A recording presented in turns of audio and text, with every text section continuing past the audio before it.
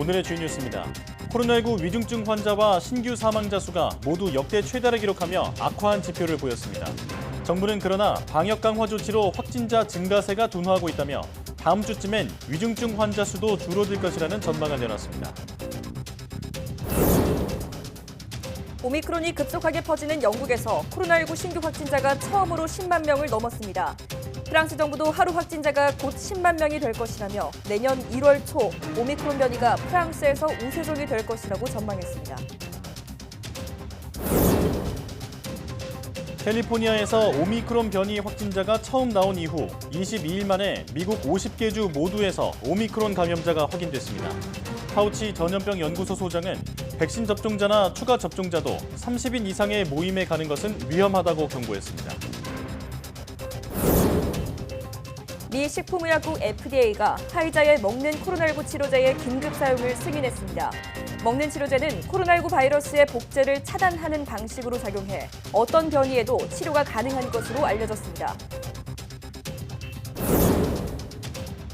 먹는 코로나 치료제가 잇따라 등장하면서 세계 각국이 이를 확보하기 위한 치열한 쟁탈전을 벌이고 있다고 로이터가 보도했습니다.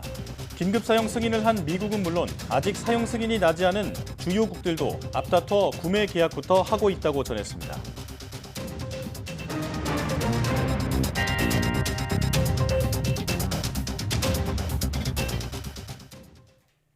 여러분 안녕하십니까? 사이언스 투데이 시작합니다. 정부가 코로나19 유행 증가세가 확실히 둔화했다고 평가하면서 이달 초 방역 조치를 강화한 영향이 나타나는 것으로 평가했습니다. 손영래 중앙사고수습본부 사회전략반장은 전반적으로 유행 규모 증가세가 확연히 둔화한 상황이라며 3차 접종이 증가하고 지난 6일부터 방역을 강화한 영향이 아닌가 생각한다고 설명했습니다. 손 반장은 18일부터 시작된 거리두기 강화 효과라고 보기에는 시차가 짧아 효과가 본격화된 것으로 보고 있진 않다며 확진자 규모가 완전히 감소세로 전환한 것인지 여부는 이번 주 추이를 지켜보며 평가할 것이라고 밝혔습니다.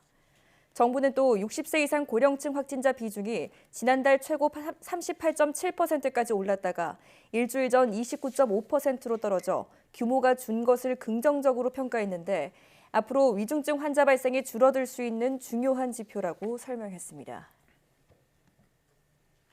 먹는 코로나19 치료제 40만 4천 명분 선구매 계약을 추진하고 있는 정부가 식품의약품안전처 긴급사용 승인 일정에 맞춰 도입 물량과 시기를 공개하기로 했습니다. 중앙방역대책본부는 국내 방역 상황과 임상 결과, 긴급사용 승인 일정 등을 종합해서 경구용 치료제가 충분히 확보될 수 있도록 제약사와 긴밀히 협의하고 있다고 밝혔습니다. 애초 경구용 치료제 도입과 관련해 구체적인 발표를 할 계획이었지만 식약처 긴급사용 승인이 올해 말까지 검토되는 상황을 고려해 해당 일정을 미루게 됐다고 설명했습니다. 정부는 기존 선구매 계약 추진 물량 외에 방역 상황을 고려해 추가 구매도 제약사와 논의하고 있다고 강조했습니다. 코로나19 먹는 치료제는 재택 환자와 고위험, 경증, 중등증 환자를 치료하는 병원에서 활용될 예정입니다. 정부가 내년 코로나19 치료제 백신 개발 등에 5,457억 원 예산을 투입합니다. 이번 예산에는 SK바이오사이언스가 개발한 국산 코로나19 백신을 최대 1,000만 회분 선구매하는 방안이 포함됩니다. 정부는 코로나19 치료제 백신 개발 범정부 지원위원회 제12차 회의를 열고 이같이 결정했습니다. 내년 치료제 백신 개발 등에 배정된 예산은 올해 본 예산인 2,627억 원에서 2,830억 원 증가한 수준입니다. 예산안 내역을 보면 코로나19 치료제 백신 개발과 임상시험 지원에 3,210억 원이 투입되고 치료제와 백신 시험법 등을 개발 생산하는 인프라 구축에 1,193억 원이 지원됩니다. 코로나19 확진자가 급증하면서 수도권 초중고등학교는 지난 20일부터 전면 등교가 중단되고 다시 원격 수업이 병행되고 있습니다. 학생들과 학부모들 사이에선 오락가락 지침으로 혼란을 줄 바에야 차라리 조기 방학을 하자는 목소리도 나오고 있습니다. 황윤태 기자입니다. 14살 시은이는 올해 중학교에 입학했습니다. 얼마 전까진 매일 학교에 가서 직접 수업에 참여하니 좋았는데 다시 원격 수업을 듣게 돼 허탈한 기분입니다. 일단 제일 큰 문제가 집중이 제일 안 되는 게 맞고 저희 학교에서도 음악 수업이나 체육 수업 같은 건 직접 활동하는 게 많아요. 근데 집에 와서 원격 수업을 하면은 그게 다 제한되니까 불편한 것 같아요. 초등학교 4학년생인 주혁이도 수업이 시작하는 오전 9시 태블릿 앞에 앉습니다. 화상 채팅 앱으로 출석 확인을 받은 뒤엔 재생되는 영상을 보는 게 수업의 대부분입니다.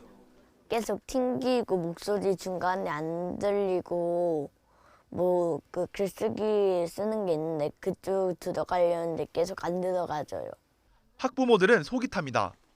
한창 뛰어놀며 친구들을 사귀고 기초학력을 닦아야 하는 중요한 시기가 영상만 보다가 그냥 지나버리진 않을까 걱정입니다. 미흡해요. 전 과목이 다 화상 수업으로 이루어져도 부족한데 그게 나머지는 영상으로 가다 보니까 영상도 뭐 10분, 15분이면 끝나다 보니까 고등학생들은 아예 자퇴로 활로를 찾는 경우도 늘었습니다. 올해 수능 응시자 50만 9천여 명 가운데 검정고시 등 자격 응시자는 지난해보다 586명 늘어난 14,200여 명으로 역대 최다 수준을 기록했습니다. 이게 일선 고등학교에서도 내가 수능 준비를 해야 되는데 학교도 오락가락거리고 있고 가면은 보면은 그냥 수업 일수 채우고 그런 쪽으로만 되다 보니까 수능 준비에 오히려 소홀히 될 수 있다라는 거. 학부모 모임에선 정부를 향한 성토가 이어지고 있습니다. 아이들 백신을 맞춰서라도 등교시키겠다는 강경한 목소리가 나오는가 하면 차라리 겨울방학이나 일찍 하라는 냉소도 있습니다. 전면 등교 지침이 내려졌다가 번복된 것만 최근 6개월 사이 4차례에 달합니다. 코로나19 사태 2년 차인데도 여전히 체계적이지 못한 학사 정책에 학생 학부모들의 혼란만 커지고 있습니다. YTN 황윤태입니다. 김부겸 국무총리는 2027년 세계 최초로 고도 자율주행차 상용화라는 새로운 목표를 위해 로드맵을 내실화하고 속도감 있게 추진하겠다고 밝혔습니다. 김 총리는 국정 현안 점검 조정 회의를 주재하면서 지난해 자율주행차 세계 시장 규모는 70억 달러였지만 10년 뒤인 2030년에는 100배인 7천억 달러 가까이 될 것으로 전망된다며 이같이 말했습니다. 이를 위해 고도 자율주행차 안전기준과 보험 규정을 마련하는 동시에 차종 분류 체계를 유연화하고 자율주행 기술을 활용한 신산업과 서비스 기반도 준비해야겠다는 구상을 내놨습니다. 우리나라 과학기술의 성과를 직접 보고 체험해 볼 수 있는 대한민국 과학기술대전이 성황리에 열리고 있습니다. 첨단 과학시설을 생생하게 보여주는 VR은 물론 청각과 촉각까지 만족시키는 과학체험이 가득합니다. 최소라 기자가 현장을 다녀왔습니다. 섭씨 1억 도에서 30초 이상 유지하며 세계 신기록을 세운 한국형 인공태양 K-스타. 첨단 연구시설로 일반인의 접근이 제한돼 있지만 대한민국 과학기술대전에서 내부까지 생생하게 관찰할 수 있습니다. 그 자기장으로 이 플라즈마를 이렇게 모양을 잡는다고 해야 될까? 그렇게 하는 기술이 약간 이해가 됐어요. 네, 화면으로 또 보고 설명도 잘해주셔서 그래도 책보단 이해가 더 많이 된 것 같아요. 잘. 가상현실 속에서 촉감을 느낄 수 있게 해주는 장갑입니다. 가상의 물건과 부딪히면 손의 진동이 전해지고 가상의 불에 손을 대니 뜨거움이 느껴집니다. AR에서 시각이랑 청각만 표현을 가능했는데 이제 촉각까지 가능하니까 신기했어요. 광 센서가 적용돼 줄 없이 연주할 수 있는 하프로 귀를 즐겁게 하는 공간도 마련됐습니다. 국내 최대 과학 행사 대한민국 과학기술대전은 국내 연구기관과 과학문화단체 등 130여 개 기관이 참여해 500여 개 부스를 운영합니다. 다채로운 볼거리와 체험 공간 외에도 과학기술 분야 정부 출연 연구원의 채용상담회와 4대 과학기술원의 입학상담회가 진행됩니다. 과학기술이 더 이상 기술에만 머무르지 않고 국가 간의 패권을 경쟁하는 그러한 시대에 됐습니다. 그래서 국가 안보와도 직결이 되고 국가의 어떤 경쟁력과도 직결이 되는 특별히 이번 행사는 과학의 수준만큼이나 모범적인 방역 수칙 아래 진행되고 있습니다. 백신 접종 증명서나 PCR 음성 확인서 등 방역 패스가 있어야만 입장할 수 있습니다. 또 과학 체험을 할 때는 비닐 장갑을 끼도록 하고 강의를 들을 때도 좌석 간 거리 두기가 엄격하게 지켜집니다. 우선 킨텍스 출입할 때부터 1차적으로 방역을 하고 그다음에 전 시장 등록이라든지 또 동시간대 관람 인원을 저희가 자동적으로 조정을 하고 있고 또 이제 부스별로도 이제 참가할 수 있는 그런 인원이라든지 첨단 과학기술을 이용해 시각과 촉각, 청각을 모두 만족시키는 대한민국 과학기술대전은 오는 24일까지 계속됩니다. YTN 사이언스 최소라입니다. 기후 위기가 현실이 된 지금 만일 온실가스를 줄이지 않는다면 어떤 일이 일어날까요? 기상청 시뮬레이션 결과 60년 뒤에는 여름이 최대 6개월까지 늘어나고 폭염 일수도 11배나 급증하는 것으로 나타났습니다. 정혜윤 기자가 취재했습니다. 미래에 닥칠 기후변화는 대표적인 온실가스, 이산화탄소의 배출 정도에 따라 달라집니다. 기후 전문가들은 탄소 감축 노력을 4단계로 구분하고 각각의 결과를 예측하고 있습니다. 탄소 배출을 극단적으로 줄인 저탄소와 현재 배출량을 유지하는 고탄소 시나리오가 있습니다. 그리고 둘 사이에 배출량을 단계적으로 나눈 2가지 시나리오가 존재합니다. 이 가운데 저탄소와 고탄소 시나리오로 60년 뒤 남한의 온도를 전망해봤습니다. 현재 전국 평균 기온은 11.9도, 그런데 20년 뒤에는 13.5도, 14.8도로 오르고 60년 뒤가 되면 각각 14.2도, 18.2도가 됩니다. 지금보다 평균 기온이 상승을 하면서 분명히 겨울철 기온들이 높아지게 되겠고 그로 인해서 아열대 기후 기준을 봤을 때 지금 현재 제주권을 넘어서 적어도 남해안 지역을 중심으로 점차 내륙 쪽으로는 그 아열대 기후구의 어떤 기준에 합당하는 그런 기온들이 분명히 나타날 가능성은 높습니다. 이렇게 되면 사계절도 의미가 없어집니다. 여름이 73일 증가해 170일, 그러니까 6개월 정도까지 늘어납니다. 기온이 33도를 웃도는 폭염일수와 열대야 일수도 수도권 기준 각각 11배와 27배 폭증합니다. 반대로 겨울은 68일 짧아져 39일, 한 달 정도 이어진 뒤 끝나게 됩니다. 전국에서 가장 더운 지역도 영남 지방에서 수도권으로 바뀌는 것으로 나타났습니다. 강수량도 현재 평균 1328mm에서 1571mm로 20%가량 늘어납니다. 집중豪雨가 잦아지고 한 번 내리는 비의 양도 늘면서 피해 규모도 커지는 상황이 되는 겁니다. 특히 제주도 지역이 전국에서 가장 강한 비가 자주 내리는 지역이 될 것으로 전망됩니다. YTN 정혜윤입니다.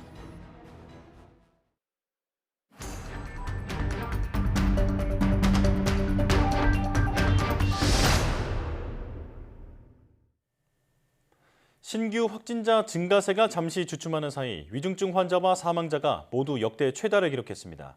이런 가운데 화이자가 개발한 먹는 코로나19 치료제가 미국에서 승인됐고 식약처 역시 긴급 사용을 검토한다고 알려졌는데요. 자세한 상황 코로나19 브리핑에서 알아보겠습니다. 고려대학교 약학대학 김정기 교수 전화로 연결돼 있습니다. 교수님 나와 계시죠? 네, 안녕하세요. 네, 앞서 얘기했듯이 위중증 환자와 사망자가 역대 최대를 기록했습니다. 가장 우려했던 상황이 아닐까 싶은데요. 확진자 증가세는 조금 둔화한 상태라는데 그렇다면 시차를 두고 위중증 환자와 사망자 규모도 조금 줄어들 수 있을까요? 지금 경향성 데이터를 보면 11월 1일 평일 기준으로 5,000명대 신규 확진자가 발생하기 시작했고요. 예. 12월 8일 평일 기준으로 7,000명대 신규 확진자를 보이면서 지금까지 한 2주 동안 계속 7,000명대를 유지하고 있거든요. 예. 현재 발생하고 있는 위중증 또는 사망자 같은 경우에는 경향상 5,000명대 신규 확진자 발생 시기나 아니면 7,000명대 신규 확진자 발생 초기에 감염되신 분들 중에서 위중증 환자가 발생을 하고 이에 따라 사망자가 발생을 한다. 이렇게 보시면 될 것 같습니다. 네. 근데 앞서 말씀드린 것처럼 그 이후에 7,000명이 발생한 이후에 약 2주 동안 계속 평일 기준으로 7,000명대 확진자를 보이고 있거든요. 네.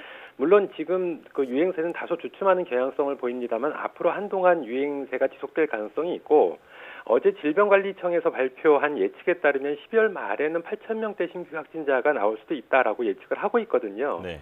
그래서 신규 확진자 규모 측면에서 볼 때에는 7,000명대 신규 확진자 발생 초기에 감염되신 분들 중에서 현재 위중증 사망자가 발생을 하고 있기 때문에 앞으로 조만간 이러한 위중증 환자나 신규 확진 사망자 규모가 줄어들 걸로 기대하기는 좀 어려워 보이지 않나 이렇게 생각을 하고 있습니다. 예. 네. 오히려 적어도 향후 2, 3주 동안 또는 그 이상 위중증 또는 사망자가 더 증가할 가능성이 있다라고 보고 있는데 위중증 사망자 발생의 또 다른 원인 중에 하나가 60대 이상에서의 돌파 감염이거든요. 예. 현재 60세 이상의 3차 접종률이 62.5%를 보이면서 속도를 내고 있는데 신규 확진자 규모와는 별개로 60대 이상에서의 돌파 감염을 차단하는 측면에서는 위중증 환자 발생을 줄이는 데 기여할 수가 있다. 이렇게 볼 수가 있습니다. 예. 그래서 확진자 규모는 부정적인 요인이고 3차 접종률이 높아지는 것은 긍정적인 요인인데 이 부분이 서로 함께 작용을 하면서 전체적으로 볼 때에는 적어도 12월 말까지는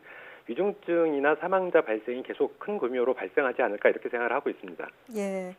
자, 또 방역 당국은 거리두기 효과가 유지된다면 1월 말에는 확진자가 최대 4,700명까지 떨어질 것이다 이렇게 전망을 했는데요. 그런데 이 전망치에 오미크론 변이가 반영되지 않았습니다. 그럼 오미크론 유행이 앞으로의 변수로 작용하게 될까요? 맞습니다. 현재 말씀하신 시뮬레이션 결과는 여러 가지 선후행 지표들과 백신 3차 접종률 증가 추이, 그리고 청소년 백신 접종률 증가 추이 이런 것들이 반영이 되면서 나오는 지표거든요. 네. 아무래도 1, 2월에는 국내에서 오미크론이 우세종이 될 가능성이 높다라고 많은 전문가들이 평가를 하고 있기 때문에 이럴 경우에는 오히려 10,000명이 넘는 신규 확진자 발생 가능성이 충분히 있다 이렇게는 보고 있습니다. 예. 다만 오미크론의 병원성이 델타보다는 약할 걸로 지금 기대를 하고 있는데 그렇기 때문에 관건은 위중증 환자 발생 규모다 이렇게 생각을 하고 있습니다. 예. 네. 자, 이런 가운데 위중증 환자와 사망자가 느는 상황에서 이른바 게임 체인저로 기대받고 있는 먹는 코로나19 치료제가 미국에서 처음으로 사용 승인을 받았습니다. 이 치료제는 감염 초기에 복용하면 이게 확실히 중증과 사망 확률을 줄여줄 수 있을까요? 지금 말씀하신 부분은 화이자 경구 치료제, 이른바 먹는 치료제인 팍스로비드를 말씀하시는 걸로 생각이 되는데 예. 임상 최종 결과에서 증상 발현 후 3일에서 5일 이내에 복용을 하게 되면 입원 및 사망 가능성을 약 90% 가까이 줄여준다라고 발표가 됐거든요. 네. 물론 임상 결과와 실제 적용을 했을 때, 즉 리얼월드에 적용을 했을 때는 결과가 다소 차이가 날 수는 있습니다.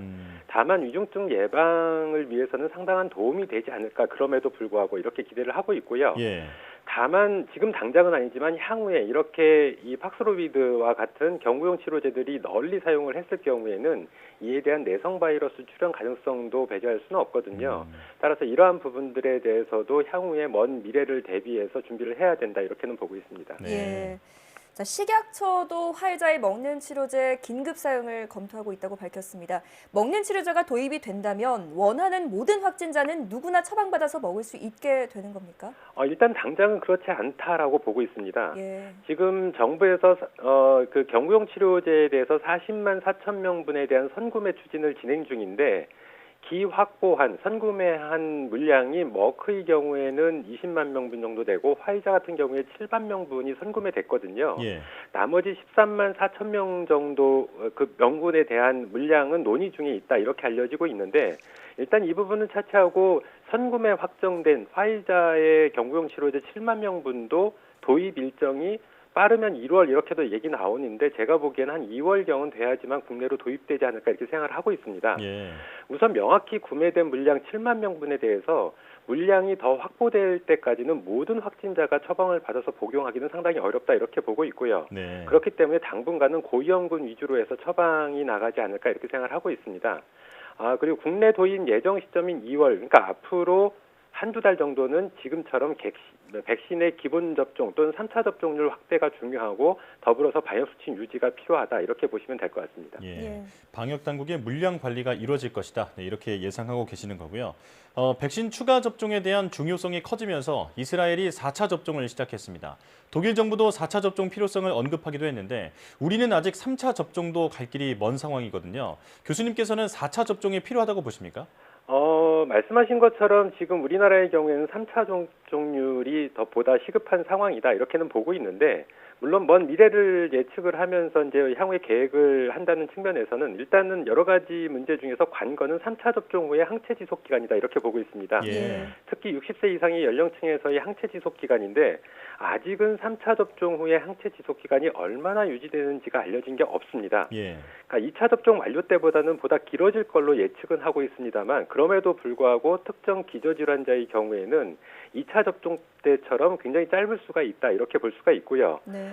이 경우에는 제한적으로나마 4차 접종이 필요할 수도 있다라고 예측을 하고 있습니다. 네. 반면에 일반적인 건강한 성인의 경우에는 앞으로 국내의 데이터를 좀 지켜봐야 된다 이렇게 판단을 하고 있는데 다만 변수는 여전히 오미크론입니다. 그러니까 기존 2차 접종으로는 40% 정도 또는 이하의 예방 효과를 보이고 있는데요.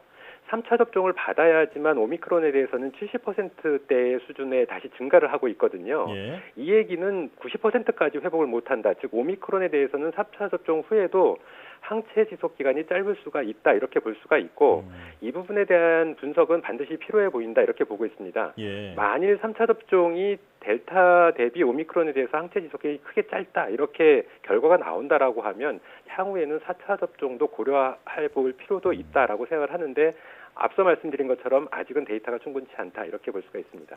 예. 자, 하지만 모든 가능성을 열어두고 대비해야 한다. 이렇게 정리할 수 있겠습니다. 코로나19 브리핑 고려대학교 약학대학 김정기 교수와 함께했습니다. 교수님 고맙습니다. 네, 감사합니다.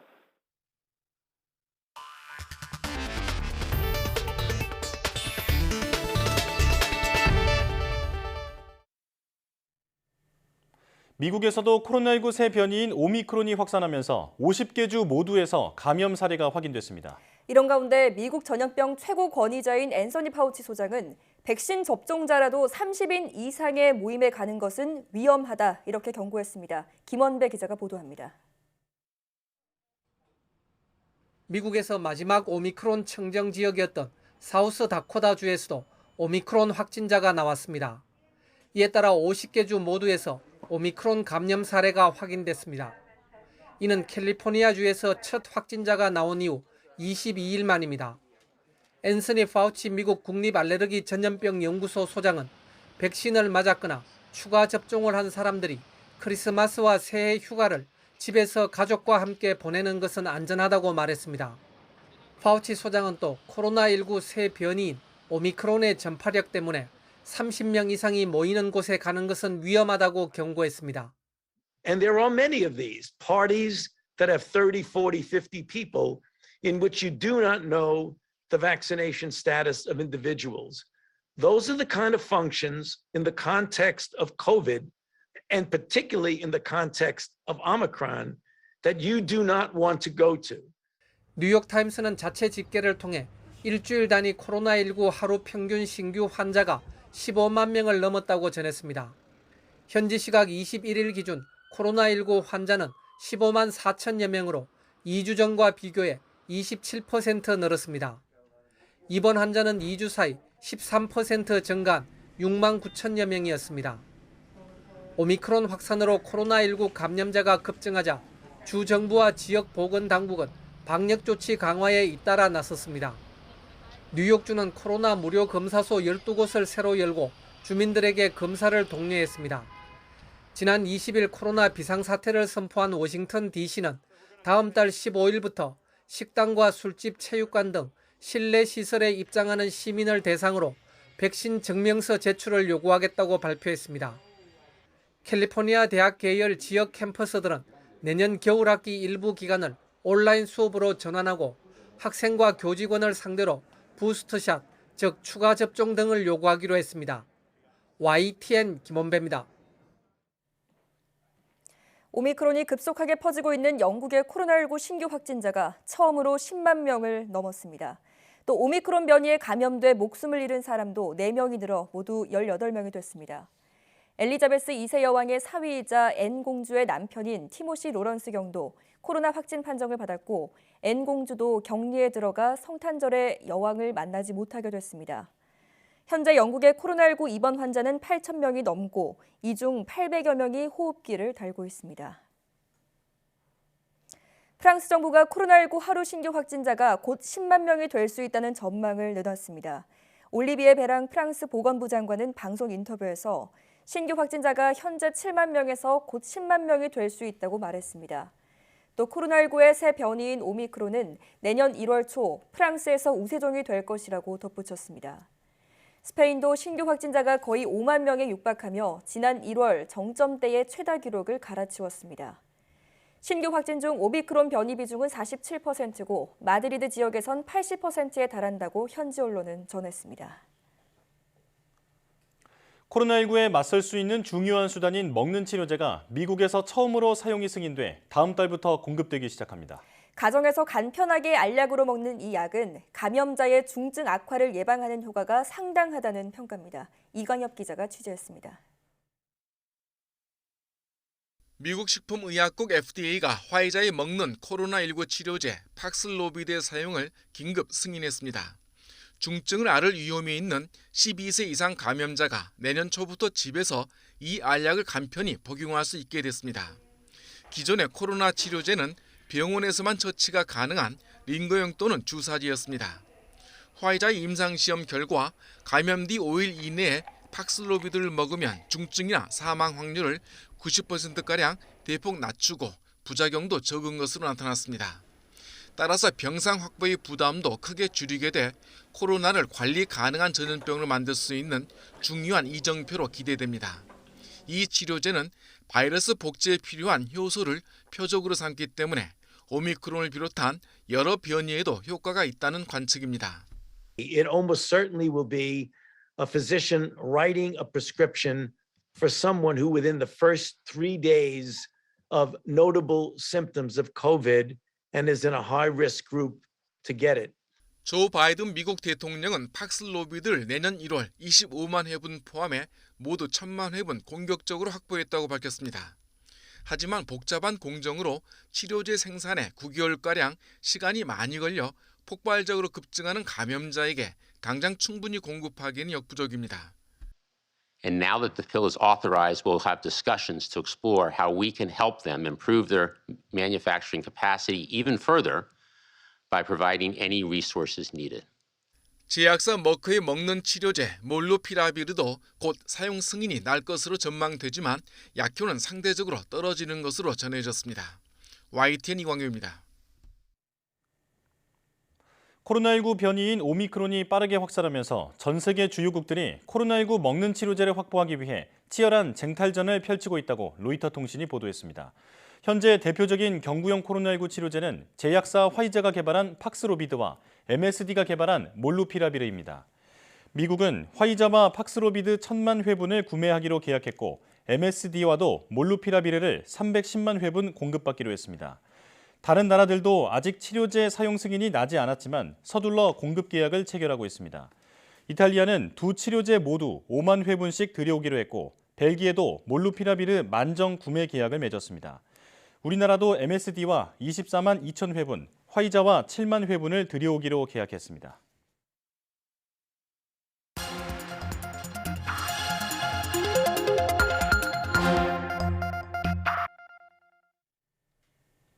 다양한 분야의 이슈를 과학 기자의 시각으로 들여다보는 사이언스 취재파의 시간입니다. 네, 오늘은 양혜영 기자와 함께하겠습니다. 어서 오세요. 안녕하세요.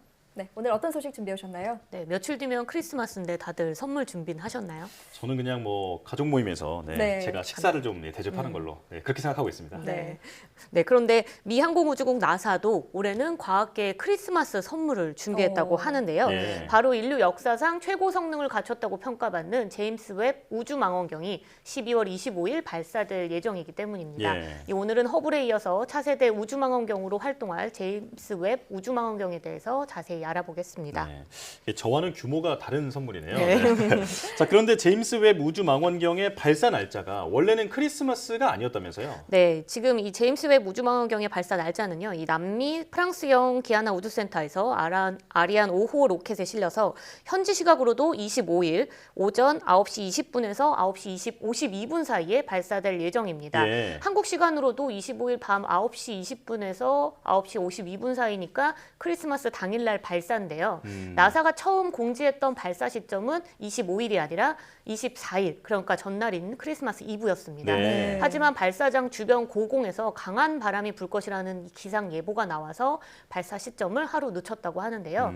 이번 발사 장면은 나사 홈페이지나 나사 유튜브는 물론이고 국립과천과학관 유튜브를 통해서도 생중계로 볼 수 있으니 참고하시면 좋을 것 같고요. 그런데 제임스 웹 우주망원경의 발사 일정 연기가 이번이 처음이 아니라고 합니다. 1996년 처음 개발을 시작할 때 발사 목표 시기가 2007년이었는데요. 기술적인 난제가 생기면서 발사 시점이 계속해서 뒤로 밀렸습니다. 여기에 지난해 코로나19 팬데믹으로 이 현장 작업마저 제한이 되게 되자 개발 일정이 더 밀리게 돼서 지금까지 이제 밀려온 거고요. 개발을 마친 뒤에도 발사 연기 상황은 계속 이어졌는데요. 제임스 웹 우주망원경을 로켓에 실는 과정에서 진동으로 인해 부품 손상 가능성이 제기돼서 처음 잡아놨던 날짜인 12월 18일에서 12월 22일로 발사를 한 번 연기를 했고요. 그 뒤로도 발사체와 망원경 간의 통신 문제와 또 이번에 주변 날씨 문제로 인해서 22일에서 24일로 그리고 최종적으로 25일로 발사일이 조정됐습니다. 정말 발사까지 우여곡절이 많았네요. 네.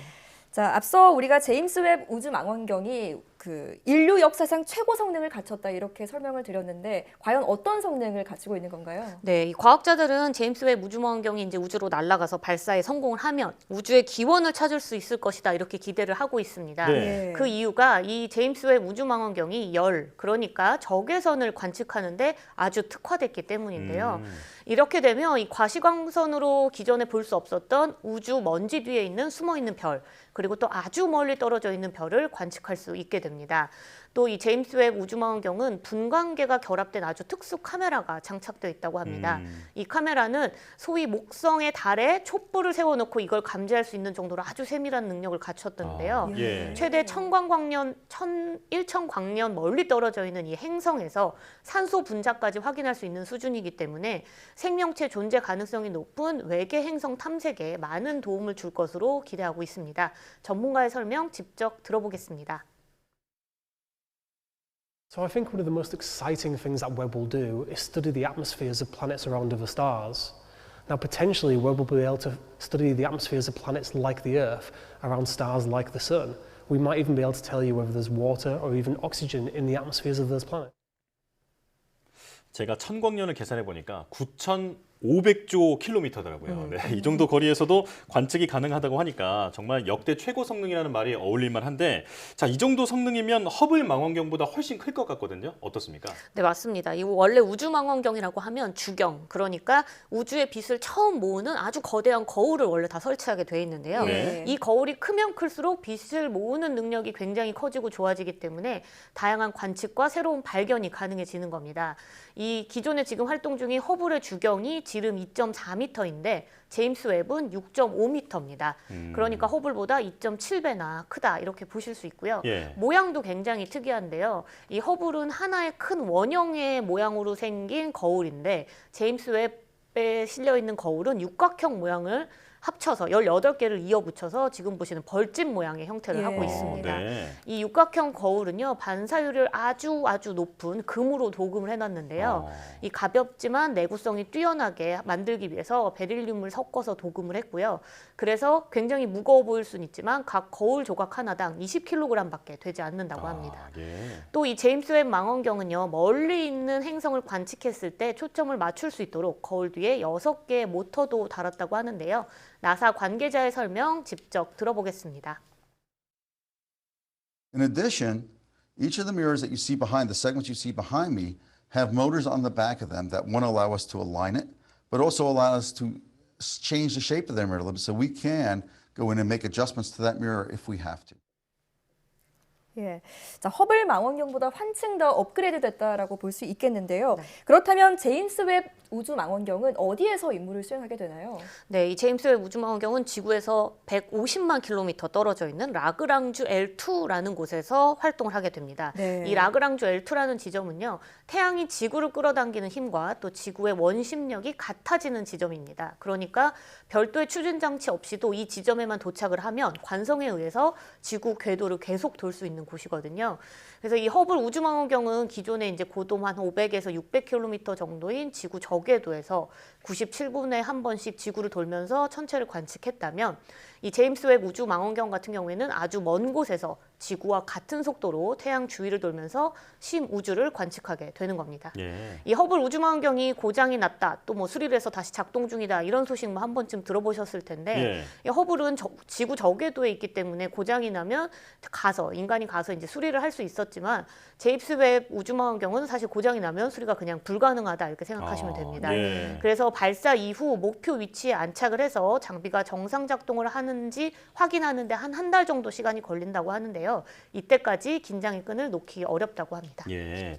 자, 그럼 25일 발사 직후부터 목표 지점에 날아가기까지 어떤 과정을 거치게 되는지 좀 간략하게 설명해 주시죠. 네, 그러면 이제 뭐 처음에 발사하고 난 다음에 로켓하고 분리되고 나면 우주망원경이 뭐 태양 전지를 펼치고요. 네. 발사 12시간 30분 정도 지나고 나면 이 태양 전지판을 이용해서 추력을 얻어서 라그랑주 L2 지점까지 날아갑니다.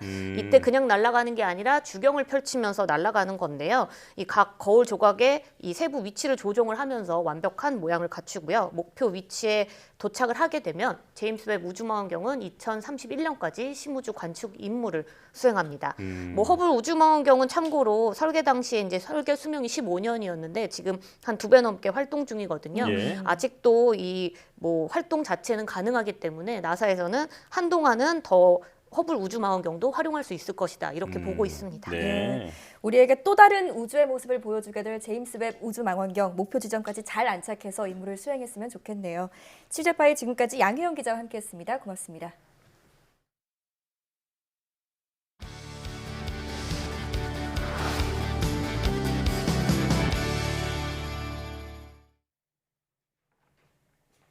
흔히 냄새를 잘 맡는 사람을 개코에 빗대서 말하곤 하는데요. 실제로 개의 후각은 사람보다 1억 배 이상 민감한데 이런 특징을 표방한 이른바 전자코가 개발되면서 이제는 호흡만으로 각종 질병을 진단할 수 있는 시대가 다가왔습니다. 오늘 과학의 달인에서는 인공 후각 신경 시스템인 전자코를 개발하고 계신 부산대학교 나노에너지공학과 오진우 교수 모셨습니다. 어서 오십시오. 네, 안녕하십니까. 네, 나와주셔서 고맙습니다. 자, 교수님께서는 진짜 코보다 냄새를 더 잘 맡는 전자코를 개발하고 계시다고 들었는데요. 자, 우선 전자코가 무엇인지 설명부터 들어볼까요? 네, 우리는 가끔 뉴스에서 특정 물질을 찾는데 훈련된 개를 많이 보는데요. 예. 이런 개들을 탐지견, 미국에서는 K9이라고 합니다. 네. 이런 탐지견들이 공항에서 폭발물이나 마약을 검출하는 모습을 많이 보셨을 것입니다. 예. 또 의료 진단 쪽으로는 최근에 훈련이 된 경우 암이나 당뇨병까지 진단이 가능하고 최근에는 코로나19 진단 가능성을 보이기도 했습니다. 네. 저희 전자코는 후각신경 하나만으로 다양한 물질들을 감지할 수 있는 개코의 특징을 공학적으로 구현한 것이라고 보시면 됩니다. 예. 전자코는 우리 사람의 코와 같이 기상형 대상 물질을 감지하는 기술로 개의 코를 모방한 후각신경 시스템입니다. 예. 네. 냄새뿐만 아니라 질병의 진단까지 할 수 있다니 정말 신기한데요. 이번에 전자코를 이용해서 호흡만으로 폐암을 진단할 수 있는 기술을 개발하셨다고 들었습니다. 네. 구체적으로 어떤 기술인가요? 네, 저희는 최근 사람의 호흡가스, 즉 날숨으로 폐암을 진단하는 휴대용 나노바이오 전자코 시스템을 개발했습니다. 예. 날숨에는 다양한 휘발성 유기화합물이 복합적으로 나오는데 이때 나오는 날숨의 차이를 감지해 폐암 환자와 정상인을 구분할 수 있습니다. 네. 저희는 이번 기술 개발을 위해 바이오 나노 분야에서 차세대 소재로 주고받고 있는 M13 박테리오파지를 사용했는데요. 예. M13 박테리오파지는 표면이 아미노산 기반의 펩타이드로 이루어진 매우 작은 기체 분자를 감지할 수 있는 대표적인 수용체입니다. 유전자 조작을 통해 서로 다른 20종의 아미노산이 각각 발현된 기능성 박테리오파지 용액을 기판이나 필름 위에 자기 조립한 뒤 가로 세로 1mm 크기로 자르면 바이오칩 센서 1개가 되고 예. 서로 다른 20종을 모으면 20개로 이루어진 한 세트의 나노바이오 전자코가 만들어집니다. 네. 20종 센서들은 이 대상 물질이 오면은 특성에 따라서 서로 다른 색깔 변화를 보이는데 색깔 변화로 나타내는 패턴을 분석해서 대상 물질을 구분하게 됩니다. 예. 현재 정상군, 환자군 각각 31명을 임상시험에서 5분 이내에 진단율 75%, 분류도 86% 이상을 얻는 데 성공했고요. 네. 내년에는 임상시험 환자 수를 400명까지 늘려 단순히 암의 유무뿐만 아니라 암의 진행 정도인 1기, 2기 등과 같이 기수도 구분할 계획입니다. 그렇군요. 사실 암 같은 질병은 조직 검사다, 뭐 혈액 검사다 이래서 그 진단만 해도 아주 힘든 과정인데 호흡만으로 진단할 수 있다니까 정말 놀라운데요. 자, 그런데 비슷한 개념이 사실 예전부터 몇 번 소개가 된 적이 있었습니다. 이번에 개발하신 기술은 어떤 차별점이 있는 건가요? 네, 사실 전자코는 저희가 처음 시작한 것은 아니고 지난 30년 동안 연구되어 왔던 분야입니다. 사람의 코는 600만 개의 센서로 이루어져 있고 개코는 3억 개 이상의 센서로 이루어져 있습니다. 예. 개수 차이는 50배밖에 나지 않지만 이 개는 사람보다 1억 배 이상의 민감도를 가지고 있습니다. 예. 결국 센서의 개수가 많으면 많을수록 민감도와 선택도가 증가한다는 것을 말하게 됩니다. 예. 지금까지의 전자코 개발은 이렇게 센서의 개수를 증가시키는 데에만 노력을 해왔습니다. 그런데 여기서 문제는 이 3억 개뿐만 아니라 600만 개의 센서 조합을 구축하는 것은 공학적으로 불가능에 가깝습니다. 네. 따라서 이러한 형태학적인 모방은 아무리 노력해봤자 개의 코와 같은 성능의 센서를 개발하기는 어렵다는 말이 되는데요. 따라서 저희는 이러한 형태학적인 모방뿐만 아니라 신경학적인 접근을 새로 시도했습니다. 예. 이 코의 감지와 관련된 신경학적 용어 중에 패턴 분리라고 하는 용어가 있는데요. 이는 사람이 어떤 향을 맡을 때 600만 개의 센서가 다 작동하는 것이 아니고 그중에 특정 패턴의 센서 조합만 관여하는 현상을 말합니다. 예. 이러한 신경학적인 현상을 모방한 앙상블 마이닝 기법을 저희가 자체 개발하여서 기존의 전자코에 적용해서 새로운 개념의 선택적 전자코를 개발하는 데 성공하였습니다. 이 선택적 전자코 같은 경우는 25개의 조합으로 구성될 경우 3,200만 가지 이상의 경우의 수를 도출할 수가 있어서 실제 사람의 코를 뛰어넘는 성능을 보이게 됩니다. 예. 자, 그런데 이 환자 입장에서 CT로 폐암을 진단하는 것과 비교했을 때 어떤 장점이 있을까요? 네, 저희 전자코 센서처럼 폐암을 이 고선택적, 고감도로 진단할 수 있는 개인용 센서가 있으면 환자는 언제 어디서든 원하는 시간과 장소에서 바로 즉각적으로 검사를 해볼 수가 있습니다. 이렇게 보조 진단 기기가 활성화되면은 개인 건강에 대해 상시 모니터링이 가능해지는데요. 이상 징후 발현 시 빠르게 내원해서 이 CT와 같은 정밀 진단을 받게 함으로써 조기 진단을 도울 수 있습니다. 앞으로 이러한 센서들이 스마트 헬스케어 제품으로 개발되어 생활에서 활용되면 환자의 경제적, 심리적 부담이 크게 줄어들 것으로 생각됩니다. 네, 그렇겠네요. 하루에 몇 번만 기계에 대고 숨만 쉬면 되니까 정말 편리할 것 같은데요. 그런데 이런 전자코를 질병 진단 외에도 다양한 분야에 활용할 수 있다고 들었습니다. 이건 어떤 내용인가요?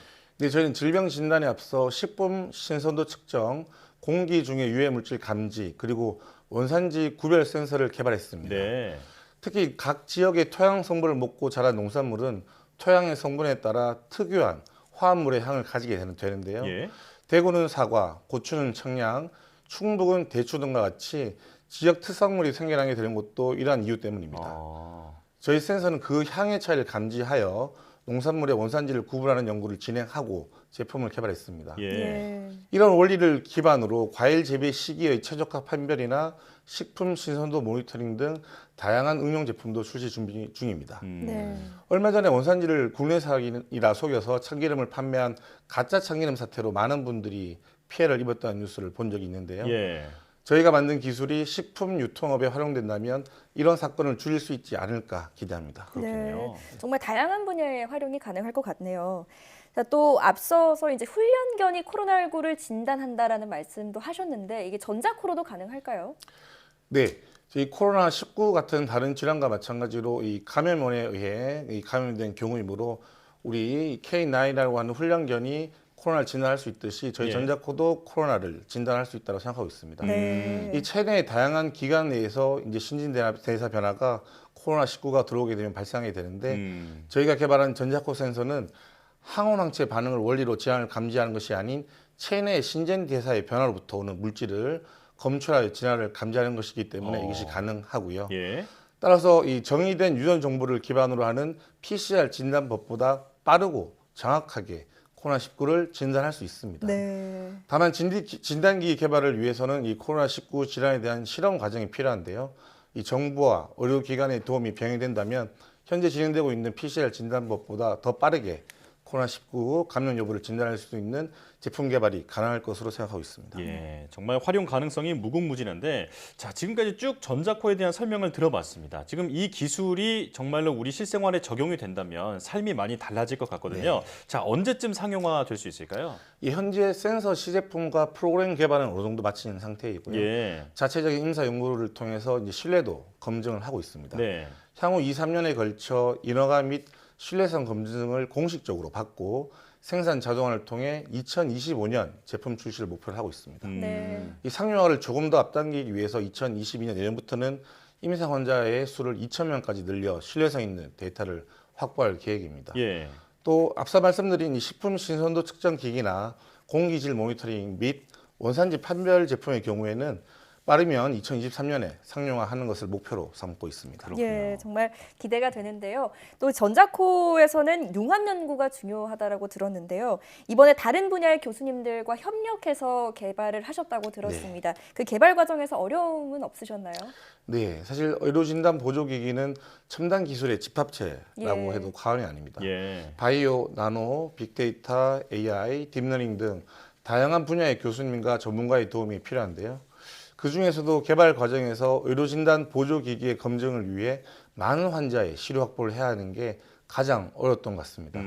얼마나 많은 데이터를 수집하여 빅데이터화하느냐가 진단의 정확도를 높이는 요인이 되기 때문인데요. 네. 다행히 저희는 양산 부산대학교 병원 의료진의 적극적인 지원과 공동 연구를 통해 임상시험 환자의 시료를 제공받을 수 있었고요. 예. 그로 인해 오늘의 방송도 가능하지 않았나 생각합니다. 네. 현재 개발된 폐암 진단기기 시작품은 내년 초 양산 부산대학교 병원에서 내원한 실제 환자를 대상으로 베타 테스트를 진행할 계획입니다. 예. 자, 마지막으로 앞으로의 연구 개발 목표도 좀 설명을 해주시죠. 네, 저희가 아직 다양한 응용 분야가 있겠지만 조기 의료 진단 보조 기기 개발을 1차 목표로 하고 있는 만큼 제품 출시 준비에 최선을 다하고 있습니다. 예. 현재 시제품의 임상 테스트를 거치는 동안 센서의 양산을 위한 대량 생산 설비, 공정 구축 장비 작업을 진행하고 있습니다. 이뿐만 아니라 부산대학교 병원 의료진과 함께 폐암과 더불어 안과 질환, 유암, 유방암과 같은 암 질환, 치주 질환, 치매 등의 임상 시험을 통해 다양한 질환에 적용할 수 있는 의료 진단 보조 기기 개발을 이어가고 있습니다. 예. 하루라도 빨리 제품의 상용을 앞당겨 전 인류에게 건강한 삶을 제공하고 싶습니다. 네. 자, 코로나 때문에 어느 때보다 진단 기술에 많은 관심이 모인 지금이 이 교수님과 같은 개발자들에게는 좋은 기회가 아닐까, 이런 생각이 드는데요. 말씀하신 대로 인류에게 건강한 삶을 선사하는 좋은 기술을 많이 개발해 주시길 부탁드리겠습니다. 자, 과학의 달인 부산대학교 나노에너지공학과 오진우 교수와 함께했습니다. 고맙습니다. 감사합니다.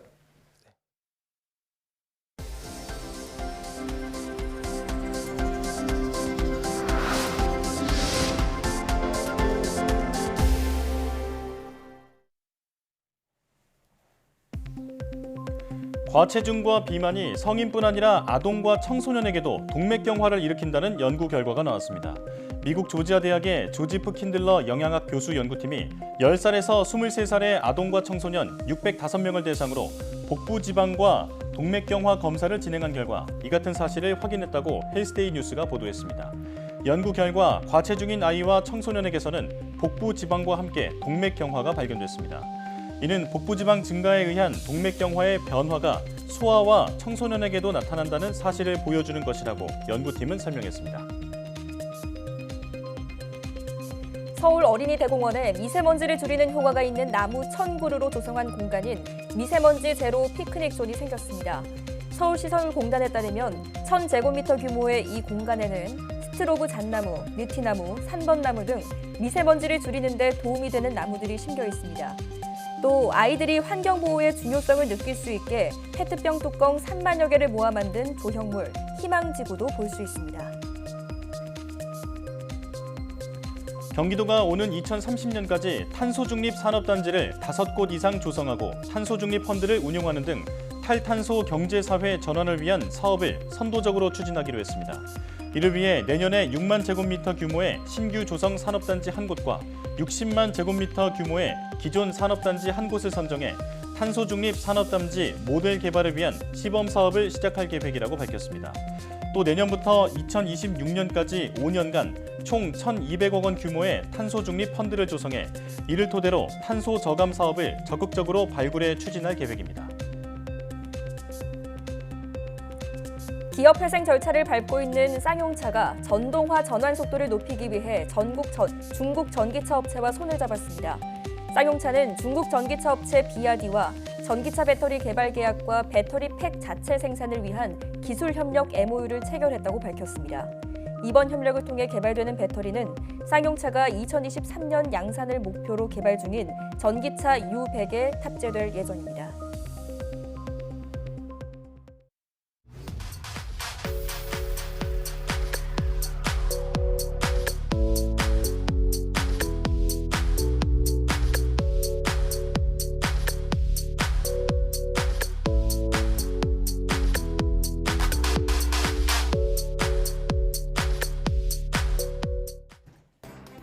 인류 역사상 최고 성능을 갖췄다는 제임스 웹 우주 망원경이 이번 크리스마스에 발사될 예정입니다. 그동안은 볼 수 없었던 숨은 별까지 관측할 수 있을 뿐 아니라 새로운 외계 행성 탐색에도 많은 도움을 줄 것으로 기대하고 있는데요. 이번 발사 장면은 나사와 국립과천과학관 유튜브를 통해 생중계로 볼 수 있습니다. 사이언스 투데이 마칩니다. 시청해주신 여러분 고맙습니다.